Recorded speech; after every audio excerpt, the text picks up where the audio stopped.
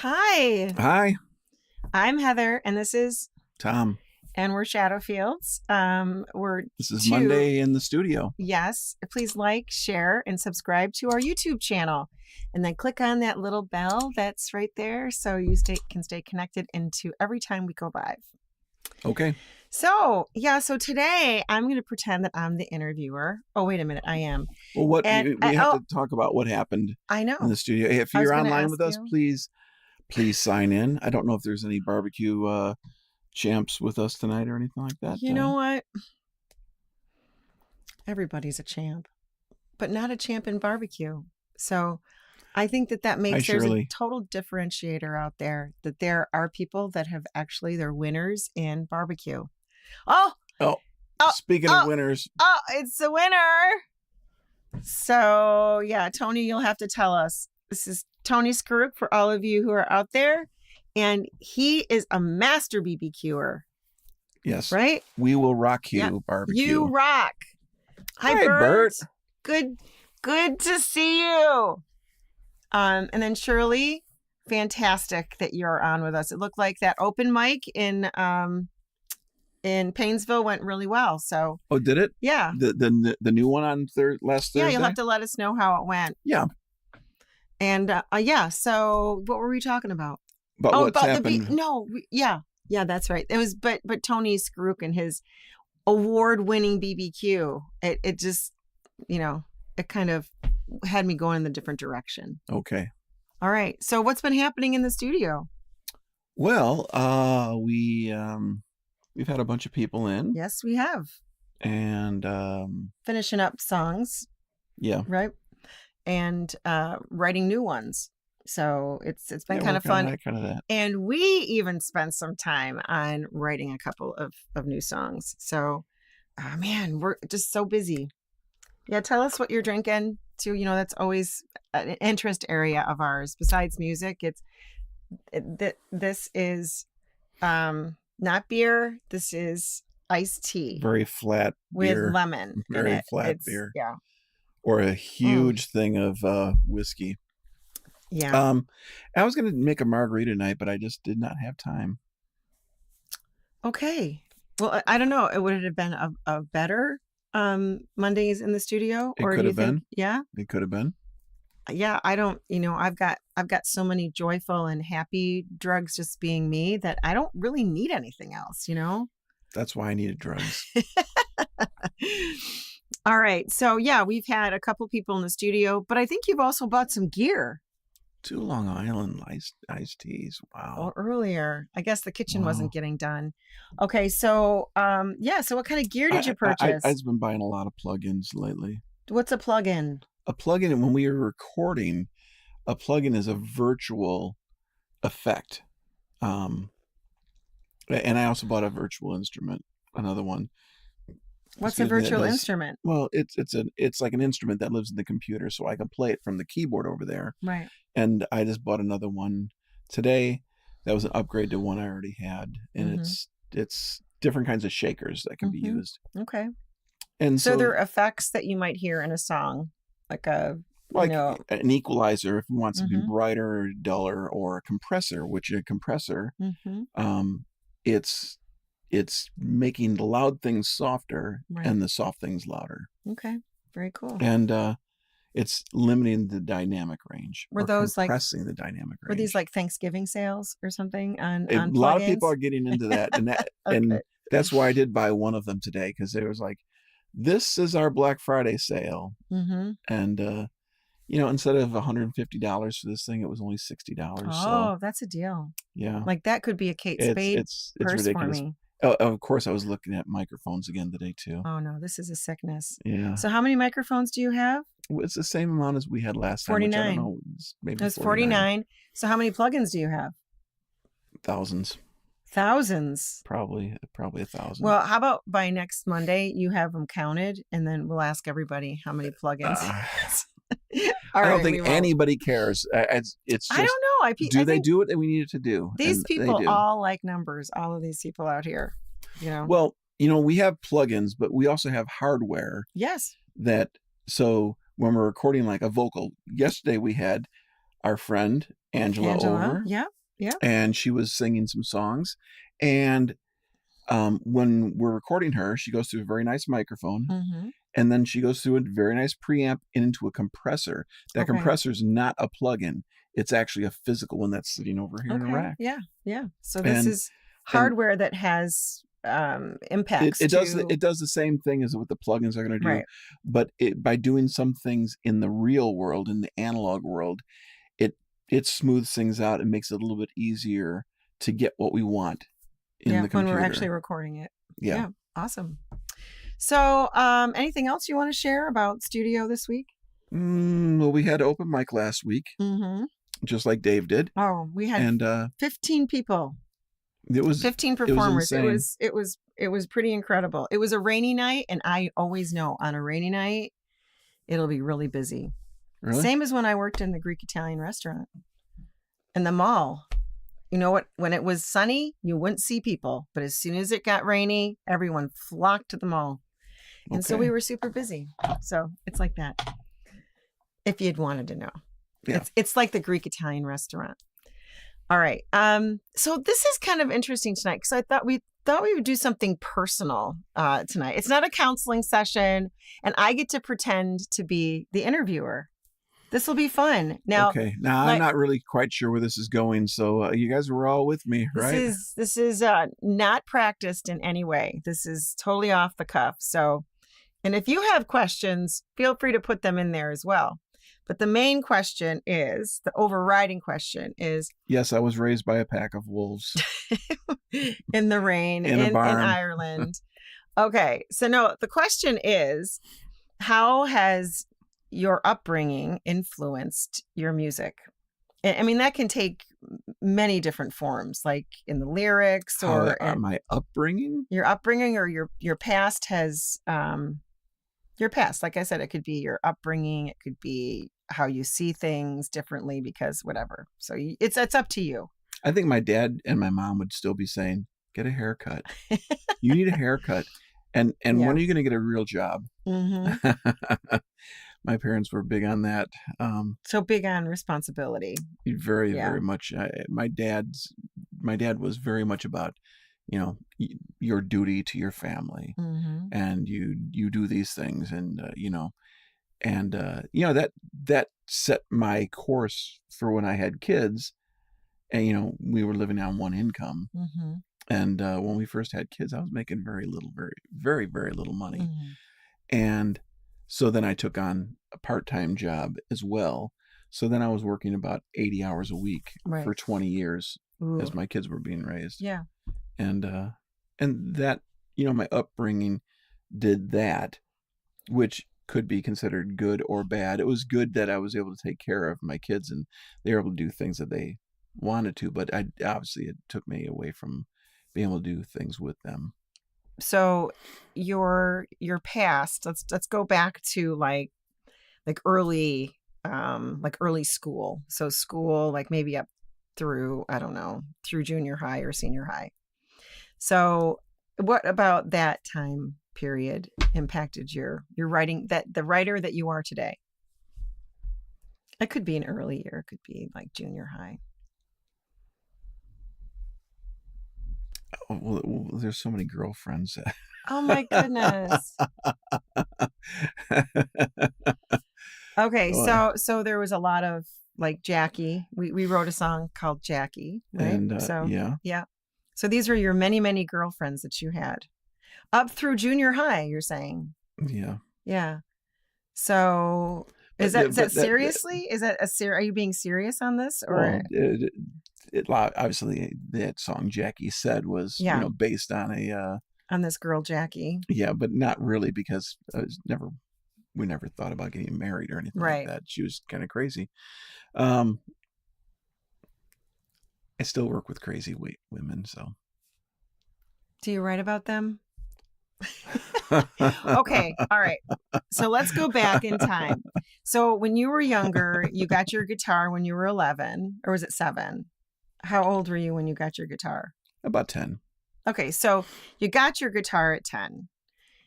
you're listening to music on records. You're reading all of the things on records, right? All of the, commentary inside the folds or whatever. So, at that point in your life, what was happening? What was happening in the world around you and things like that? Do you remember much about the news? That was mostly, junior high and high school. And junior high, I remember like the big thing at that point was the draft. Oh, yeah. I wasn't old enough for the draft at that point, but I lived in that fear that, you get drafted and you'd be off to Vietnam. Yeah. Which, many of my friends did get drafted and did go off. Not my friends from back then, friends now that I know. Yeah. And so that was always a kind of that threat, some kind of fear around a concern, and just that fear of the unknown kind of thing. And I just for all my high school years, I just listened to albums every night. I would put on an album and put on my record player. It was next to the bed with my headphones, and I'd listen to the front and back side of an album. So typically it'd be like later teens, it would probably been like Yes and Kansas and Emerson, Lake and Palmer and Styx and more progressive music, and plus Tchaikovsky. Ooh, I listened to lots of Tchaikovsky. So I wouldn't consider you a classical kind of guy, but I guess. Well, you'd be wrong. I'd be wrong. You would be wrong. Okay. So did you have your own bedroom, or was there siblings, or like 3 beds in a room? Until John moved out, I always shared a bedroom with somebody. First it was with John, and then it was with Rob. So they shared your love for all of this? Oh, music? No, they didn't listen to any of it. Oh, really? So what were they listening to? I have no idea. But John was the one who kind of came up with the stereo and stuff like that. He had the big stereo. And so I don't know. That kind of set me in motion for, wanting to hear good sounding speakers and things like that. Yeah, so that's kind of interesting. Did this, kind of interest in sound? Oh, has it always been there? I think so. I was always interested in weird things. Remember, before I left Aurora, so I was probably like 8 or 9, and the local grade school, which was 5 houses down from my house, they threw out all the band instruments. I still to this day don't know why they threw them away. They had like one of those gigantic dumpsters, the big long ones. And I just remember one summer, just like they were just chucking stuff in there. And me and my friend David went down there. We started garbage picking them. Of course, we're looking for the noisiest, biggest things. So, I found a tuba. Did you bring it home? Oh, wow. Oh, yeah. I had the tuba until I think my parents threw it away finally because they decided they didn't want to keep it after I left home. And I think he had like a snare drum or something like that, and I got into drums at that point then too. So you were investigating sound and what different sounds would be like, kind of in bringing them into music even back then. So anybody, Dave got first guitar in the first grade. Yeah. So he was like beating. That beats me out. I was 5th grade. That'd have to be a small guitar though. Like he's kind of a tiny guy, big guitar. Maybe not. Yeah. Any questions? Just let me know and I'll ask them to Tom here. So, what about you? No, we're only doing you tonight. Oh, because then maybe next week I have it all to myself. Oh, I see. Because I'm not a star. All right. So tell me about how, I guess, just in the songwriting, in your lyrics and things like that, how has your past influenced the kind of like lyricist that you are? Well, it obviously it goes back to when I first started playing. I got a guitar at 10. I started writing songs immediately. They weren't great songs, but I did write songs. And then from there, what I remember studying songs and trying to break down, how are these songs structured? What is going on? And I did the same thing for classical music, the sonata format of classical music. What is it? why is it happening in this specific order? I didn't even know what a verse or a chorus was, but I was just trying to like, here's a part, here's a B part. I remember doing that to a lot of Led Zeppelin songs, and there was a point where Stairway to Heaven was like the big thing. And so I tried to pick that apart and try to figure out, what are they doing here? So I could structure songs in a similar way. So other people are just listening to the music and you're dissecting it, essentially. But that's the way it is still to this day. I can't listen to music just for the sheer enjoyment of it. I can only listen to music and dissect it. So do you go to concerts then? Are you a concert goer? I don't go to as many concerts as I used to. But even when I'm at concerts now, I'm dissecting the music. You can't. Your brain can't shut that off. No, and listening for how did they do that, or I know he made a mistake there, or he simplified that part that was on the record. So okay, so what about what about the lyrics then? So you've got this guitar, you're writing songs early on. So other than kind of peanut butter jelly kind of songs. No, I started off with the Monday Morning Blues. I could still remember it. That was the first song that I wrote. Can you remember just a little bit of it for us right now? Yeah, but we're not going to do that tonight. Okay. I know it is. It was an A minor. Yeah. And Mr. Sunshine was the. That's another one? Yeah, it was the other one. I can't believe you've ever written a song like that, Mr. Sunshine. I think it was kind of along the lines of, there was a Bee Gees song, early Bee Gees, called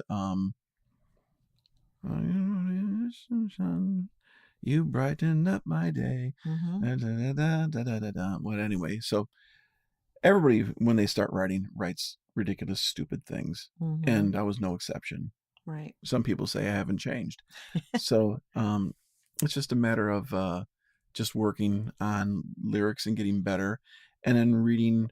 I used to read a lot of poetry, and you just try to get better at the craft. If you want to do it, as your vocation, right, or a passion, you want to become better at it. So that's why you sit there and, after I got a guitar, sports was over. Right. I would spend, every waking hour when I wasn't in school, I'd be with a guitar in my hand, practicing chord after chord after chord, until your fingers get blisters, and then you just heal up and you keep doing it. And so just like the muscle memory you have to create within your fingers to play an instrument, I was doing the same thing lyrically, and trying to get deeper and trying to say something.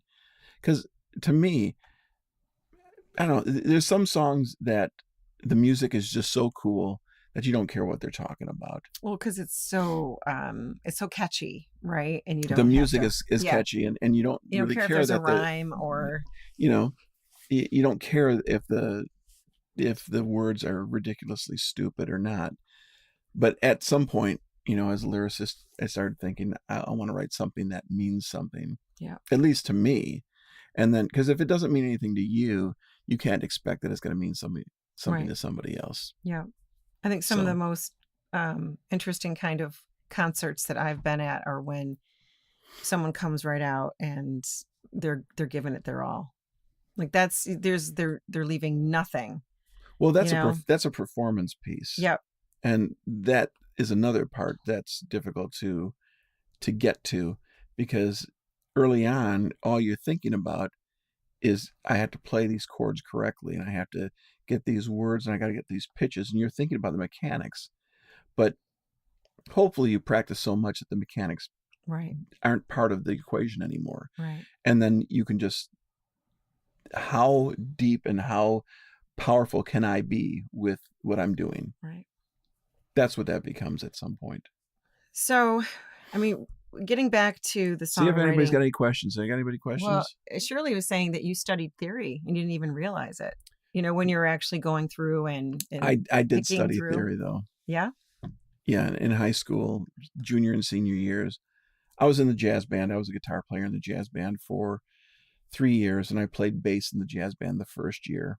I wasn't very good at bass, because you have to actually be able to read the music for bass. Guitar, I could fake my way through it, even though the songs were pretty rough.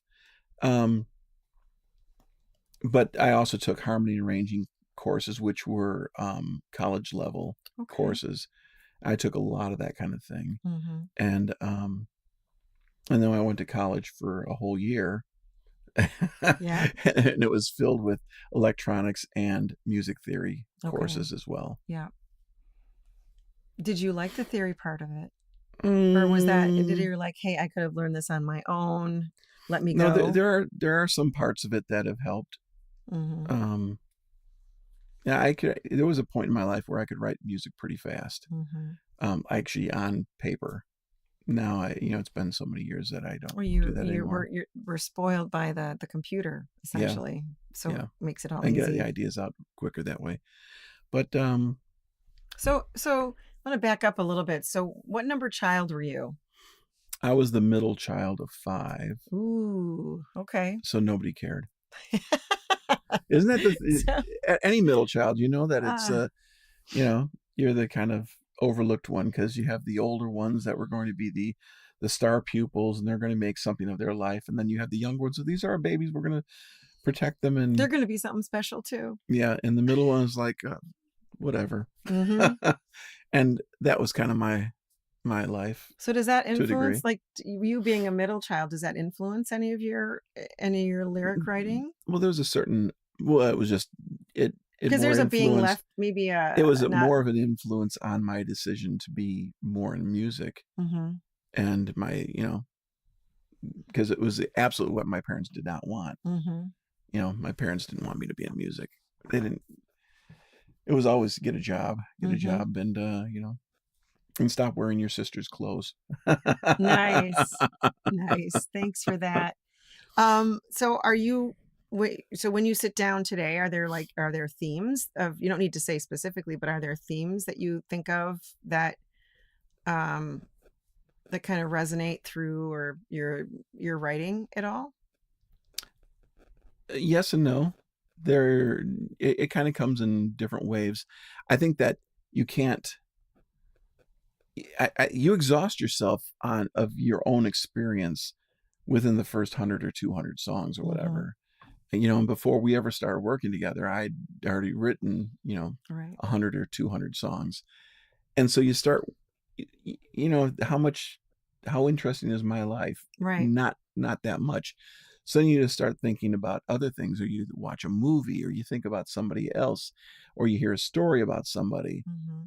Or you overhear a conversation, and you go, and you come up with an idea based upon things that are happening around you instead of it being all your experience. Yeah, and I would definitely say that lyrics are probably the hardest part of any song, mm-hmm. because having a great lyric is pretty tough to do. Mm-hmm. But there's. Well, listen to Alice. That's pretty good lyrics. But you wrote that one. I did. Yes. And we're not talking about you tonight. We're talking about me. Dave has a question. So let me read you it. So when did you start on all the other instruments you play? So you've got like the octave mandolin and the mandola and the dobro and the Irish bouzouki, the mandocello. Right. We're going to run out of time here, so I'll have to make this really quick. No, we got plenty of time. We have 6 minutes. I know, but you can ask a lot. Okay. Well, when I was in high school, I was offered a recording contract. Mm-hmm. But they didn't like my voice. They didn't think I was a good enough singer at that point in time. And they wanted us to find a new singer.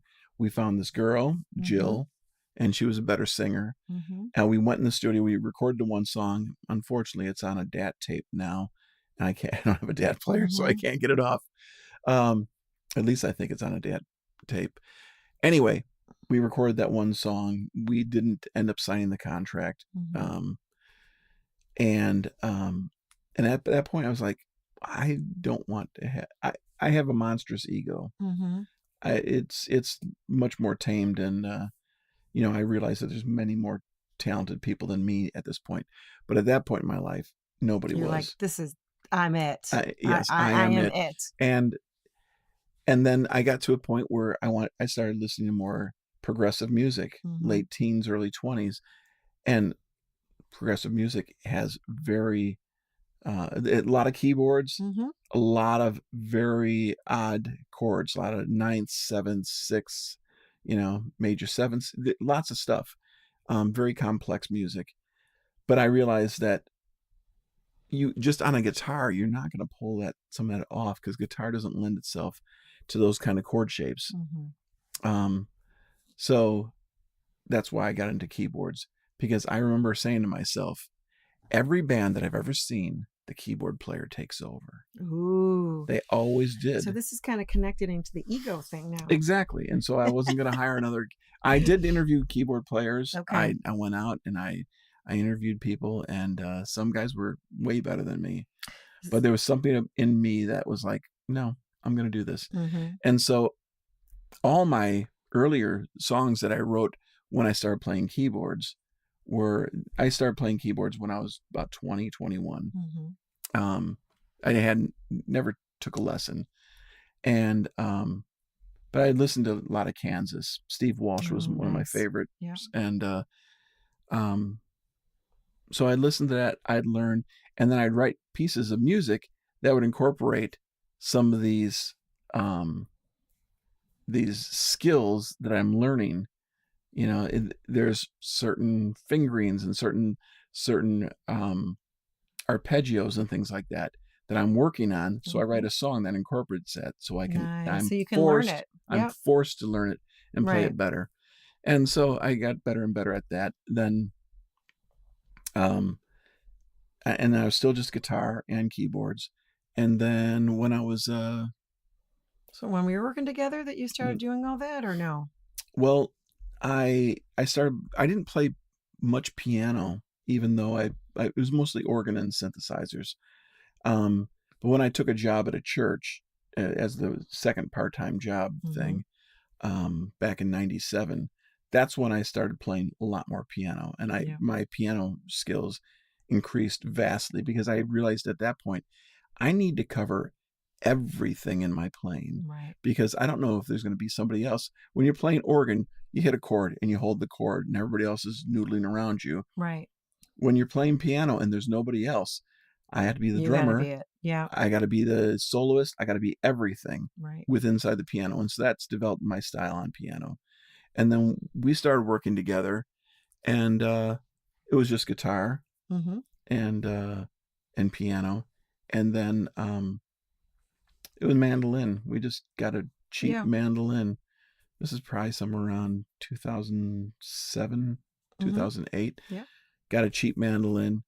I just thought, just play around with it. Just another sound. And I remember I was going to buy a mandolin that's tuned like a guitar.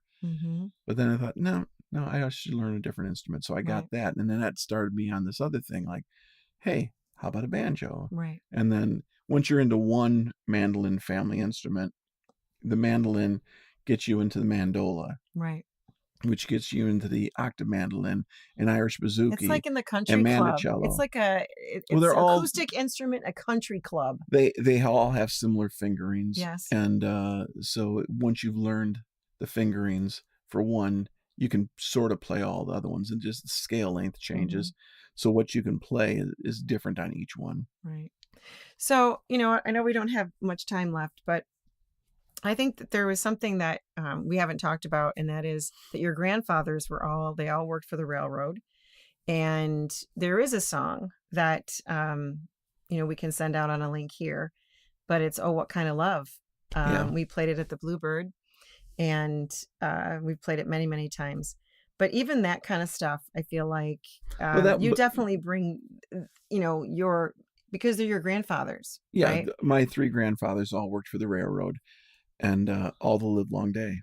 Yes. And but they had a sacrificial kind of love. Where and that was what my dad taught me, was a sacrificial kind of love, that you take care of things and you do things.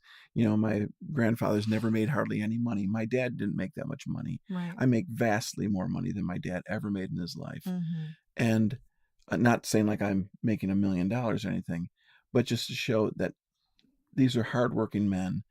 And then I started thinking about, other people that, hearing about other people like their mother's a cleaner, right. And so then I created a verse about your mother scrubbing floors, and never being able to afford a house, those kind of things. And it's a song about sacrificial love. Yeah.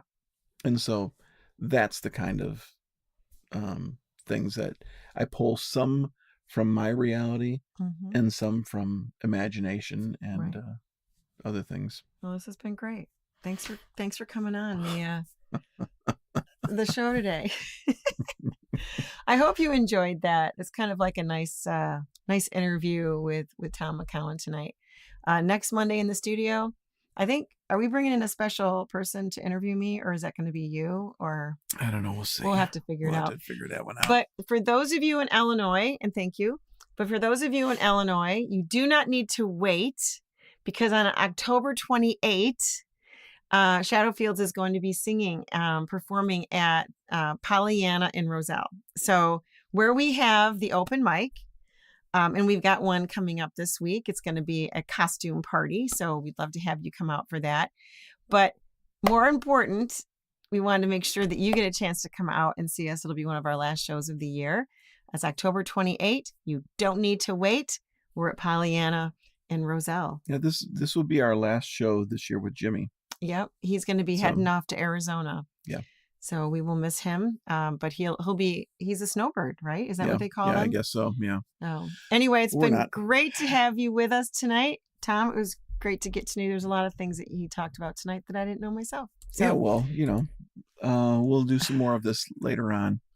But this has been Tom and Heather. And this has been, and this is Monday in the studio. Yes. Thanks for hanging around with us. And congratulations to Tony on third place for chicken. Can't wait to go out and spend the money that you won. Thanks, everybody. Please like, share, subscribe, and please click on that notification bell so you stay connected with us whenever we go live. Take care. Have a great week, everybody, and we'll talk to you next time. All right. Good night, guys.